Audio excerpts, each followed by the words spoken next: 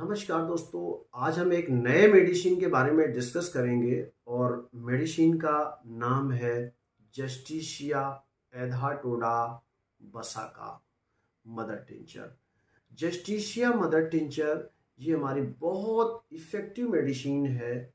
ये कफिंग के लिए, खांसी, वो खांसी चाहे जैसी खांसी हो, नॉर्मल खांसी हो, कफ वाली खांसी हो, ड्राई खांसी हो, कुकुर खांसी हो, कैसी भी खांसी हो, उस खांसी में ये मेडिसिन बहुत इफ़ेक्टिव मेडिसिन है।